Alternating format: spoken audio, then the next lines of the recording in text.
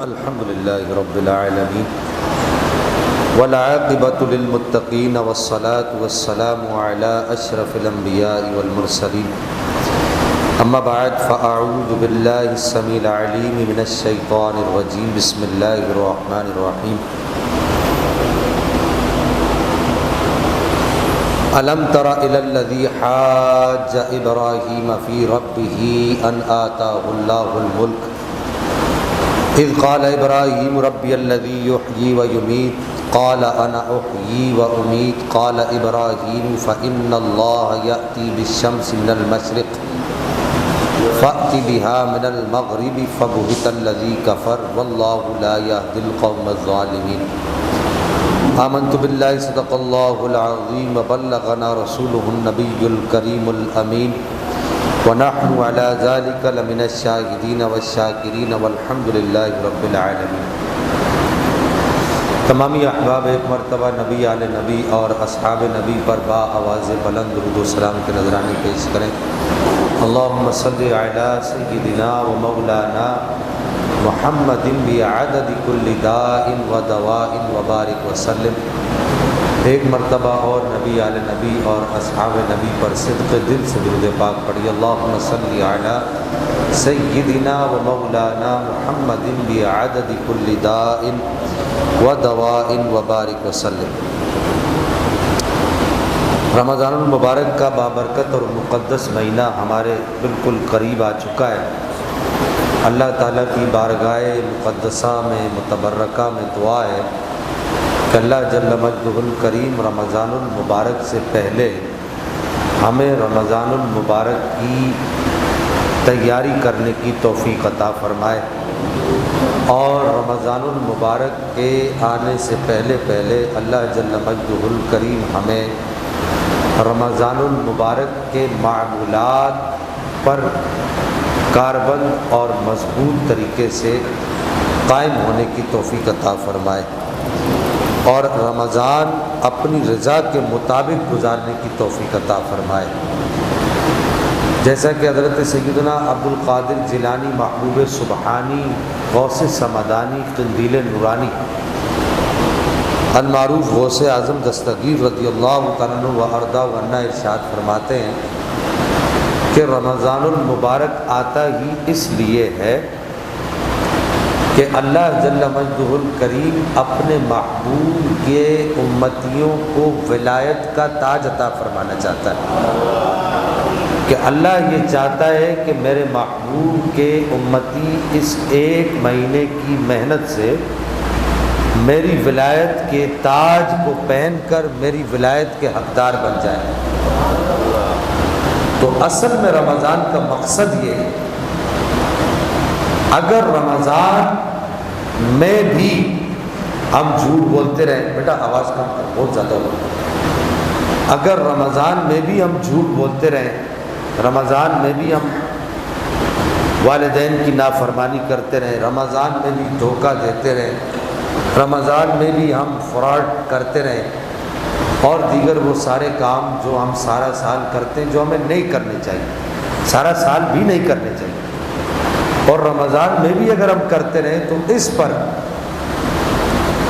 نبی کریم صلی اللہ تعالیٰ علیہ وبارک وسلم نے ارشاد فرمایا کہ من صام رمضان ایمانا و احتسابا غفر له ما تقدم من ذنبہ۔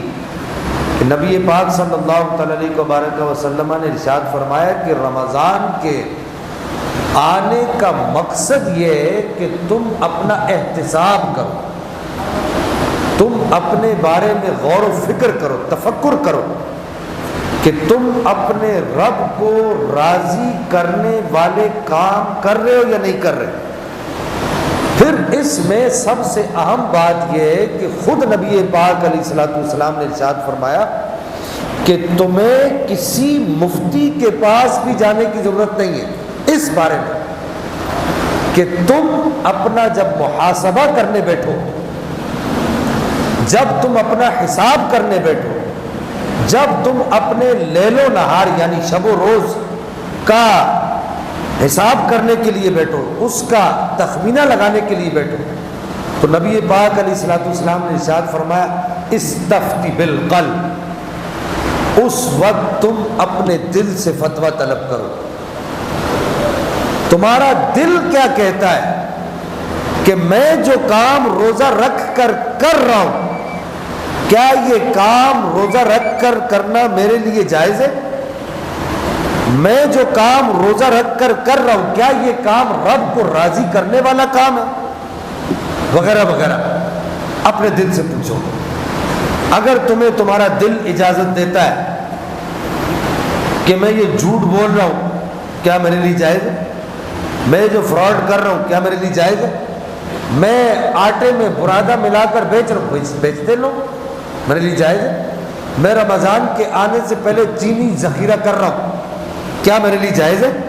میں رمضان کے آنے سے پہلے آٹا ذخیرہ کر رہا ہوں، کھجور ذخیرہ کر رہا ہوں، شربت ذخیرہ کر رہا ہوں، اور ضرورت زندگی کی اشیاء جو رمضان المبارک میں مسلمانوں کو ضرورت ہوتی ہے، میں یہ کر رہا ہوں، ذخیرہ اندوزی کر رہا ہوں، کیا میرے لیے جائز ہے؟ آپ کا دل آپ کو کتاب و سنت، آپ بعد میں جائیں، میرے نبی نے فرمایا کہ آپ نے فرمایا کتاب و سنت کا فیصلہ بعد میں پوچھنا، پہلے تو اپنے دل سے پوچھ۔ اگر تیرا دل تجھے اجازت دیتا ہے تو نبی نے فرمایا کہ تیرا دل تجھے کبھی بھی اجازت نہیں دے گا کہ تم مسلمانوں کو مصیبت میں ڈالے، تیرا دل تجھے کبھی بھی اجازت نہیں دے گا کہ تجھے تیرا دل یہ کہے کہ ایک امیر آدمی کا دسترخوان تو سج جائے اور ایک غریب آدمی کھجور کے ایک دانے کے لیے بھی ترسے۔ تجھے کیا تیرا دل اس بات کی اجازت دے گا کہ ایک امیر آدمی کے دسترخوان پر تو انواع و اقسام کے کھانے ہوں کہ میں نے سب کچھ مہنگا کر دیا، ذخیرہ اندوزی کر دی، اور ایک غریب آدمی صرف سوکھی روٹی کھا کے روزہ رکھے اور سوکھی روٹی کھا کر افطار کرے، تو تجھے تیرا دل اس بات کی اجازت نہیں دے گا۔ تو اب ضرورت اس امر کی ہے کہ رمضان المبارک سے پہلے ہمیں کیا کرنا ہے؟ ہمیں کرنا کیا ہے؟ ہمیں رمضان المبارک کے آنے سے پہلے چیزیں جمع کر کے ان کو سستے داموں میں خرید کر مہنگے داموں میں بیچنا ہے۔ ہمیں رمضان المبارک کے آنے سے پہلے جو کام ہم پورا سال کرتے رہتے تھے تو ہم نے کیا وہی کام اب بھی کرنے ہیں؟ ہمیں رمضان المبارک کے آنے سے پہلے اگر ہم داڑھی منڈاتے تھے، ہاں جی، میں یہ اپنے بھائیوں سے جو میرے بزرگ ہیں، بچے ہیں، دوست ہیں، ان سے میں ایک بات کہوں گا کہ دیکھو داڑھی تمہیں کچھ نہیں کہتی،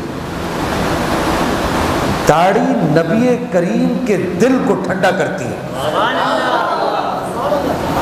بزرگان دین فرماتے ہیں ہم نے اپنے مراقبات کے اندر دیکھا، ہم نے اپنے مراقبوں کے اندر دیکھا کہ نبی کریم علیہ الصلوۃ والسلام کی آنکھیں اس آدمی سے ٹھنڈی ہوتی ہے جو نماز کی پابندی کرتا ہے، اور نبی کریم کا دل اور سینہ اس آدمی سے ٹھنڈا ہوتا ہے جو داڑھی سنت کے مطابق رکھتا ہے۔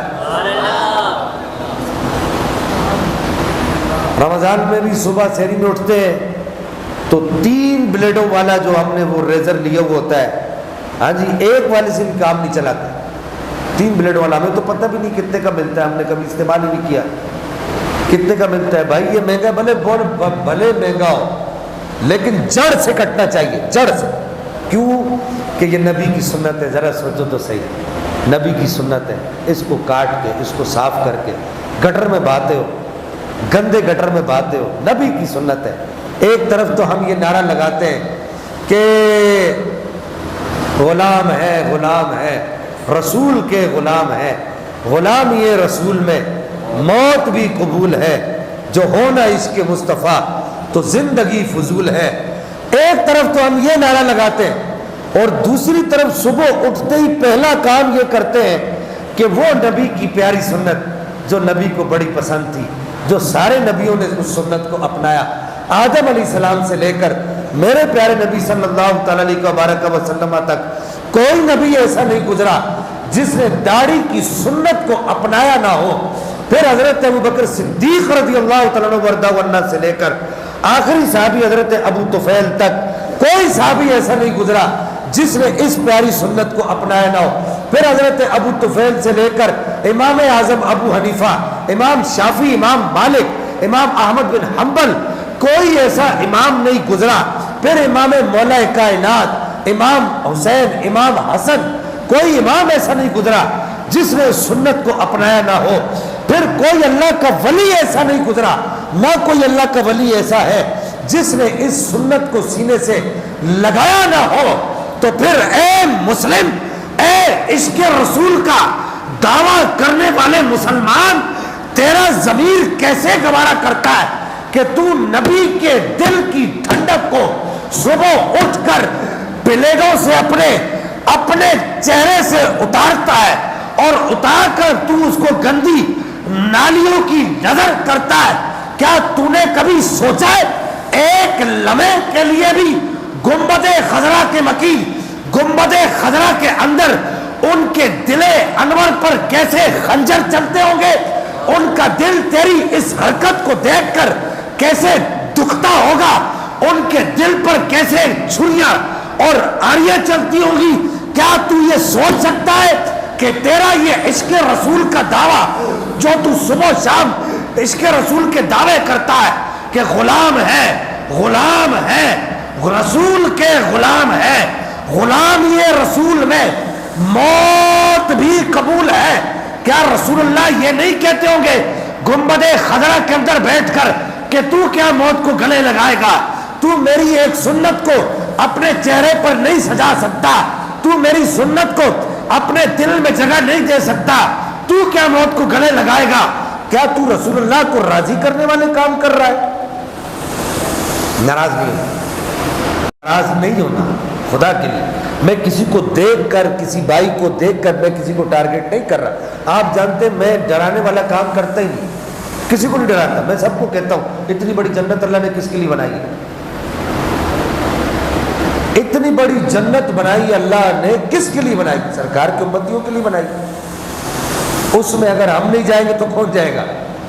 لیکن ذرا یہ بھی تو سوچو نا، معذرت کے ساتھ میں ہاتھ جوڑ رہا ہوں آپ سب کے سامنے، کہ ذرا یہ بھی تو سوچو نا کہ جوانی سے ہم یہ سوچتے آ رہے ہیں، نیت کرتے آ رہے ہیں کہ یار تھوڑے سے بڑے ہو گئے تو پھر رکھیں گے، ذرا شادی ہو جانے دو تو پھر رکھیں گے، ذرا تھوڑا سا پھر آگے کام بڑھ جانے دو تو پھر، ذرا بچے بڑے ہو جائیں گے تو پھر داڑھی رکھ لیں گے، ذرا تھوڑا سا بچوں کی شادی ہو جائے تو پھر رکھ لیں گے، اور آخر کار الہاکم التکاثر حتی زرتم المقابر، پھر ایک وقت ایسا آئے گا تمہیں موت کا منہ ذائقہ چکھنا پڑے گا، اور پھر تمہیں قبر کا منہ دیکھنا پڑ جائے گا۔ پھر قبر کا منہ دیکھتے ہیں، یہ چہرہ لے کر مجھے ایک لمحے کے لیے ذرا بتاؤ، یہ چہرہ لے کر قبر میں جاؤ گے تو سرکار جب قبر میں تشریف لائیں گے تو سرکار دیکھ کر کیا ارشاد فرمائیں گے کہ یہ میرا غلام ہے؟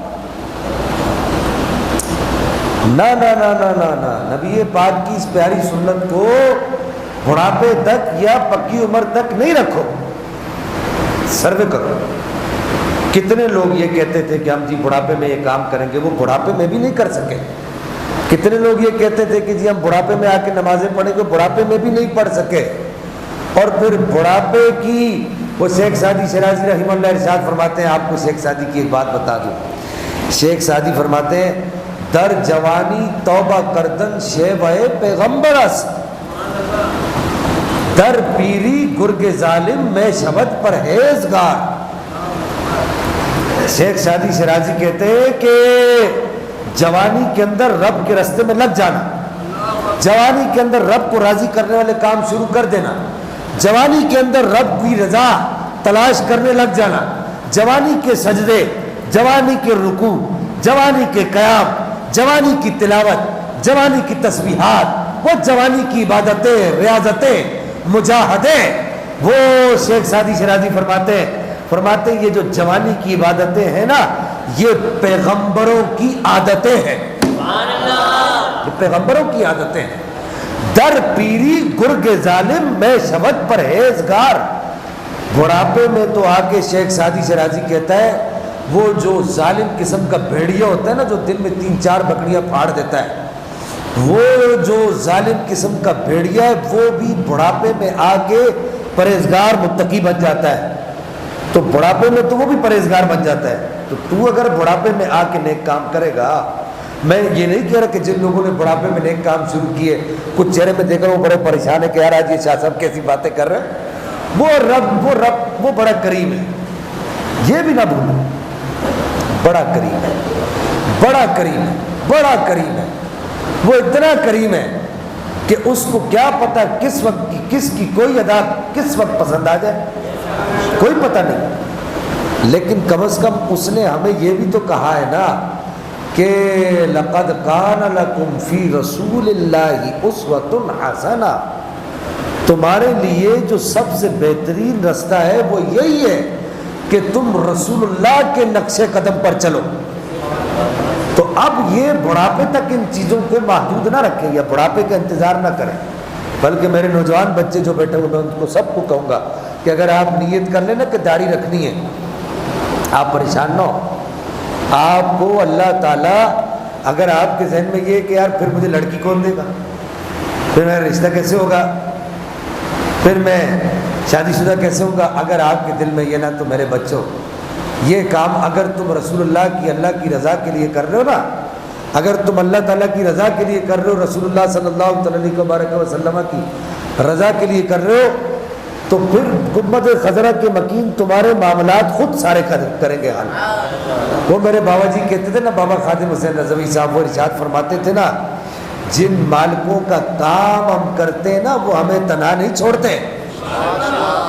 تو جن مالکوں کے لیے تم کام کرو گے وہ تمہیں تنہا نہیں چھوڑیں گے. وہ مالک تمہارے سارے معاملات خود پھر اپنے ہاتھ میں لے لیں گے. مالکوں کا کام کر کے تو دیکھو نا، مالکوں کے رستے میں آ کر تو دیکھو نا. تم اگر ایک قدم بڑھاتے ہو تو وہ گنبد خضرا کے مکین جو ہمارے مالک ہے وہ ایک قدم نہیں بڑھاتے، تم ایک قدم بڑھاتے ہو. بعض علماء یہ کہتے وہ 10 قدم بڑھاتے، لیکن میں اس بات کو نہیں مانتا. میں اس بات کا قائل ہوں کہ اگر امتی ایک قدم نبی کی طرف بڑھاتا ہے، نبی 10 قدم نہیں بڑھاتے، نبی بڑھ کے اسے اپنے سینے سے لگا لیتا ہے. قدم تو بڑھا کے دیکھو. کہتے نا جی قدم بڑھاؤ فلاں صاحب ہم تمہارے ساتھ ہیں، مشہور ہے نا، مثال مشہور ہے. تو ادھر گنبد خضرا سے بھی یہی آواز آتی، قدم بڑھا میرے امتی میں تیرے ساتھ ہوں. بڑھا تو صحیح، بڑھا تو صحیح قدم. رب بھی یہی آوازیں دیتا ہے، میرے رسول کے راستے پر چل کے تو دیکھو، میں تمہیں مالا مال نہ کر دوں ظاہری اور باطنی اعتبار سے. تو پھر کہنا یار ہم نے کیا دیکھا ہے، ہم نے کیا مشکل دیکھی. ایک صحابی رسول ادھر سننا، حضرت مصعب ابن عمیر، سیرت ابن شام کے اندر یہ روایت نقل ہے. حضرت مصعب ابن عمیر جب ہجرت حبشہ ہوئی نا، پہلی ہجرت جب ہوئی، پہلی ہجرت، نبی پاک علیہ الصلوۃ والسلام نے مکہ سے حبشہ کی طرف ہجرت کی، یہ پہلی ہجرت تھی. اور پھر نبی پاک علیہ الصلوۃ والسلام نے پھر مکہ سے مدینہ کی طرف ہجرت کی، دوسری ہجرت تھی.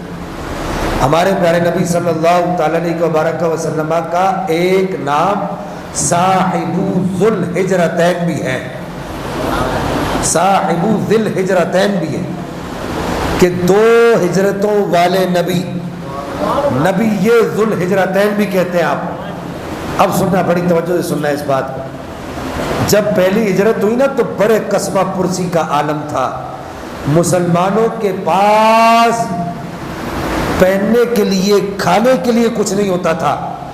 مسلمانوں میں سے اکثر مسلمان ایسے تھے جو صرف تہبند باندھتے تھے، ان کے پاس یعنی اکثر صحابہ ایسے تھے جو تہبند باندھتے تھے، ان کے پاس پہننے کے لیے قمیض کے کپڑے نہیں ہوتے تھے اکثر. اور سارے صحابہ ایسے تھے، اب یہ تو اکثر ایسے تھے اور سارے صحابہ ایسے تھے جو درختوں کے پتے کھا کے روزہ رکھتے تھے اور درختوں کے پتے کھا کے روزہ کھول لیتے تھے.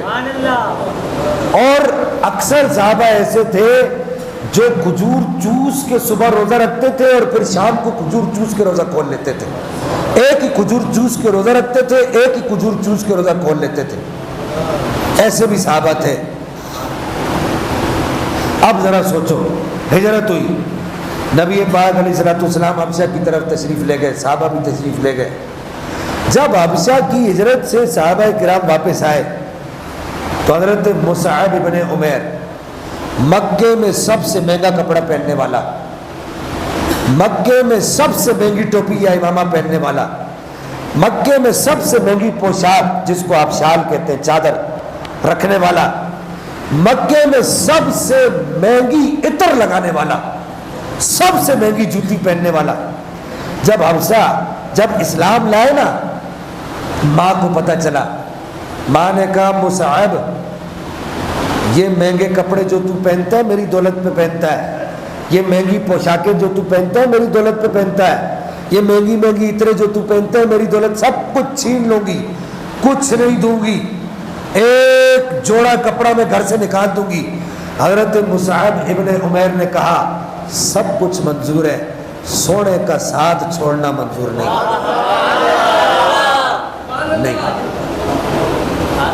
نہیں چھوڑوں گا۔ ماں نے گھر سے نکال دیا، سرکار کے ساتھ ساتھ صبح و شام ہجرت کی، حبشہ کی ہجرت سے واپس آ رہے تھے، پھٹے ہوئے کپڑے، جگہ جگہ ٹاکیاں لگی ہوئی، آج وہ ایک چادر پھٹی ہوئی، وہ جگہ جگہ سے پھٹی ہوئی، اس کے اوپر پیبند لگے ہوئے، اور وہ زمین سے ایسے گھسٹتی ہوئی، زمین سے رگڑتی ہوئی آ رہی ہے۔ نبی پاک علیہ الصلوۃ والسلام نے دیکھا، آپ کی آنکھوں میں آنسو آ گئے، آپ نے آسمان کی طرف دیکھ کر عرض کیا مولا یہ میرا وہی مصعب ہے جو سب سے مہنگے کپڑے پہنتا تھا، مولا یہ میرا وہی مصعب ہے جو سب سے مہنگی خوشبو لگاتا تھا، یہ جس راستے سے گزر جاتا تھا تو لوگ پہچان لیتے تھے کہ اس راستے سے مصعب گزرا ہے، اتنی مہنگی خوشبو مصعب کے علاوہ اور کوئی نہیں لگا سکتا۔ اللہ اکبر۔ سرکار نے دیکھا مولا آج میرے مصعب کے کپڑے پھٹ چکے ہیں، میرے مصعب کی پوشاک پھٹ چکی ہے، اے پاک پروردگار، سرکار نے دعا کے لیے ہاتھ اٹھا لیے، اے میرے پاک پروردگار میں مصعب سے راضی ہوں۔ بڑا ڈھیلا بولے سبحان اللہ، جس سے مدینے والے مصطفیٰ راضی ہو جائے۔ فرمایا مولا میں مصعب سے راضی ہوں، تو بھی میرے مصعب سے راضی ہو جا۔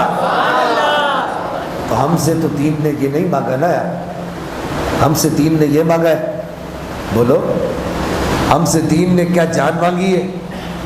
ہم سے قرآن کیا کہتا ہے؟ سورہ توبہ ہے، پارہ نمبر 10 ہے، پارہ نمبر 11 غالباً، آیت نمبر اس کی 99 سورہ توبہ کی۔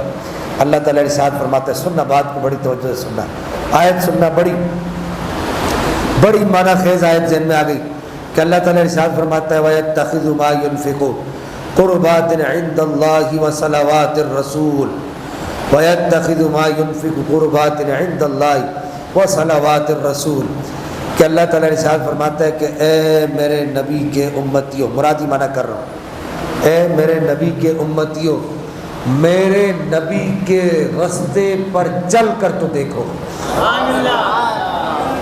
میرے نبی کے رستے کو اپنا کر تو دیکھو، میرے نبی کے بتائے ہوئے طریقوں کو اپنے اوپر اپلائی کر کو تو دیکھو، ان طریقوں کو اپنے اوپر طاری کر کے تو دیکھو، نبی کی سنت کو اپنی زندگی میں جاری کر کے تو دیکھو، مولا کیا ہوگا؟ فرمایا وَيَتَّخِذُ مَا يُنْفِقُ قُرْبَاتٍ عِنْدَ اللَّهِ، کیا ملے گا؟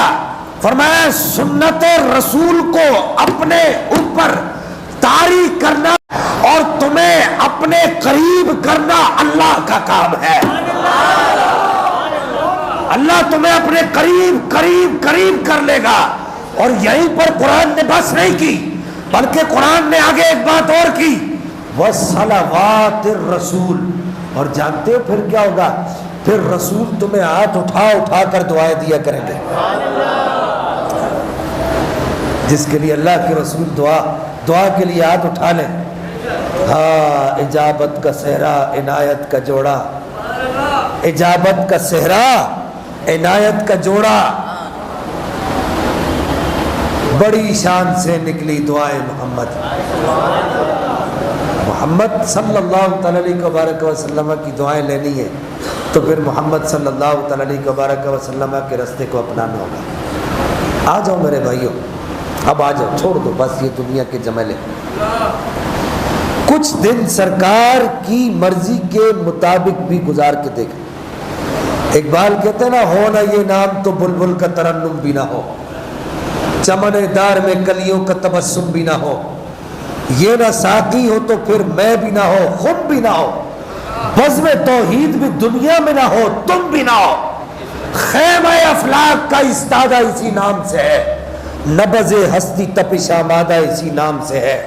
علامہ کہتا ہے میں تمہیں سیدھا رستہ اور آسان رستہ بتا کر جا رہا ہوں کہ ہو نہ یہ نام تو کل بلبل کا ترنم بھی نہ ہو، چمن دار میں کلیوں کا تبسم بھی نہ ہو، یہ نہ ساقی ہو تو پھر میں بھی نہ ہو، خم بھی نہ ہو، بزم توحید بھی دنیا میں نہ ہو، تم بھی نہ ہو۔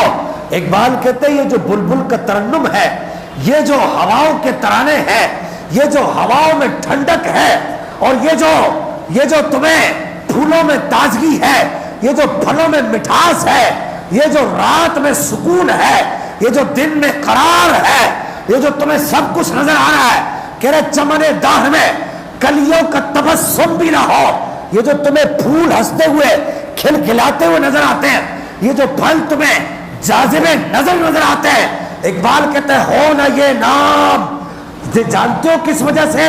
یہ سب رسول اللہ کے نام کے صدقے میں، یہ سب رسول اللہ کے نام کے صدقے میں۔ یار جب نام میں یہ کمال ہے تو پھر ان کے کام میں کیا کمال ہوگا؟ جس نے ان کا کام کر لیا، جس نے ان کا کام کر لیا، ان کا کام کیا ہے؟ انہوں نے ہم سے کوئی بڑا کام نہیں مانگا، انہوں نے ہم سے صرف 5 وقت کی نماز مانگی ہے، فرائض اور واجبات کی پابندی مانگی ہے، اپنی سنت کی پابندی مانگی ہے، اور تو ہم سے انہوں نے کچھ نہیں مانگا کچھ نہیں مانگا۔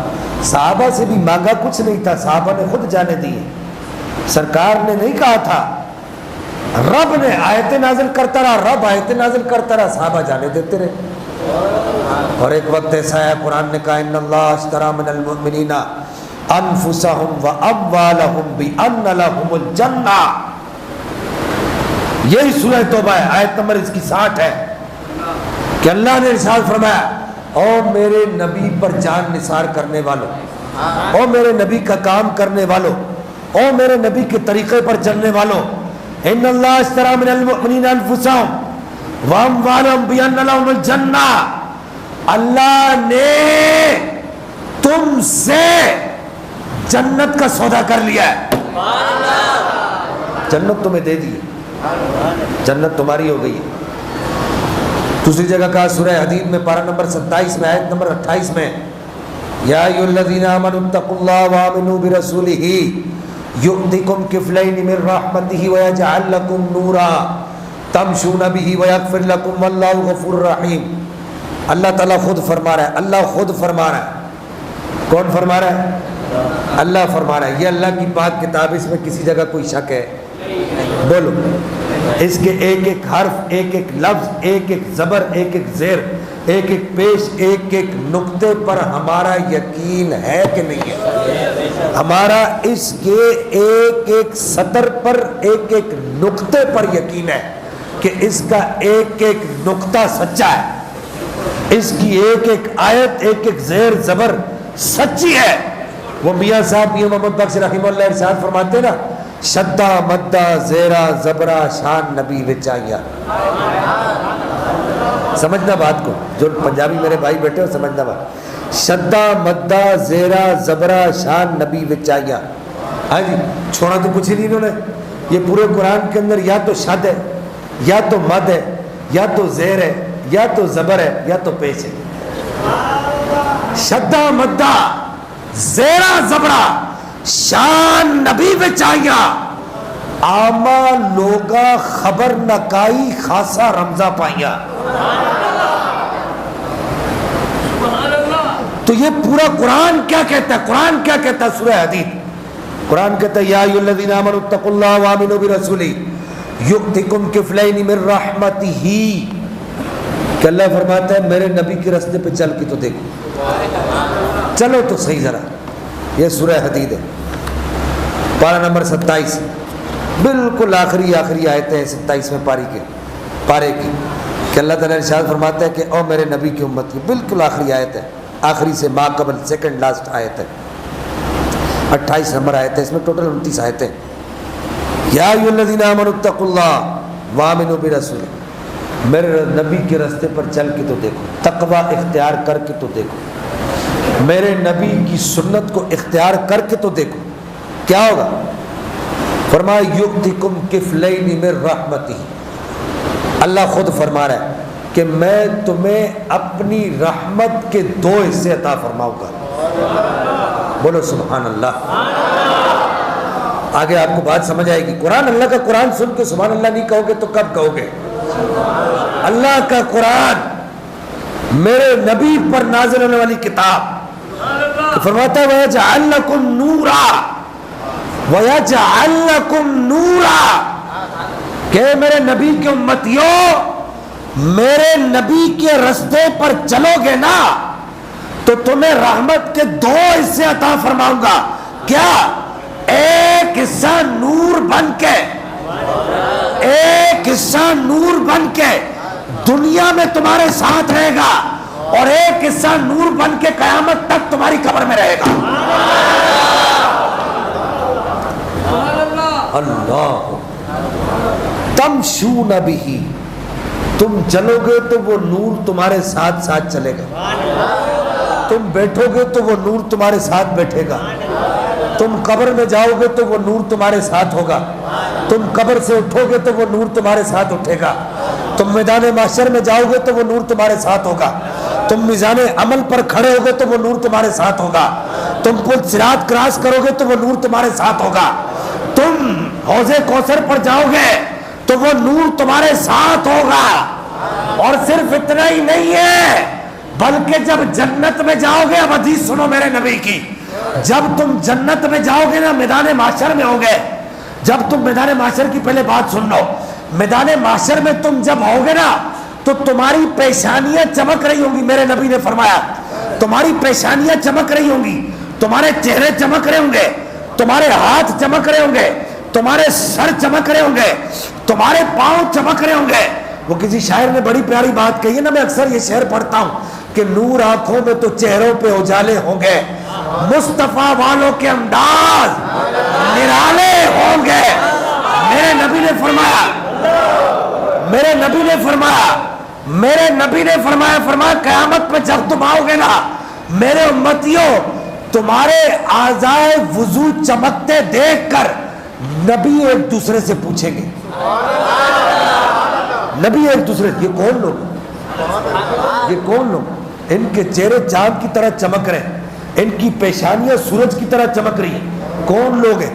تو جواب آئے گا یہ محمد الرسول اللہ کے امتی ہیں۔ یار دیکھو کتنے عظیم نبی کی امتی ہیں، کتنے عظیم نبی کی امتی ہیں کہ نبی پاک علیہ الصلوۃ والسلام ارشاد فرماتے ہیں کہ قیامت کے دن میری امت کی صفیں باقی سارے نبیوں کی امتوں کی صفوں سے علیحدہ ہوں گی۔ یہ ہمارا اعزاز ہے کہ نہیں؟ تو خدا کے لیے رمضان المبارک کے آنے سے پہلے رب کو راضی کرنے کے کام شروع کر دیں۔ اب آپ سب سمجھدار ہیں کہ رب راضی کیسے ہوتا ہے، کیسے ہوتا ہے؟ ہاں جی، تو وہ جو میں اقبال کی آخری بات عرض کر دوں، جو اقبال نے کہا نا کہ یہ نہ ساقی ہو تو پھر میں بھی نہ ہو، خم بھی نہ ہو، بزم توحید بھی دنیا میں نہ ہو، تم بھی نہ ہو۔ اقبال نے کہا کہ بس تم نے اور کچھ نہیں کرنا۔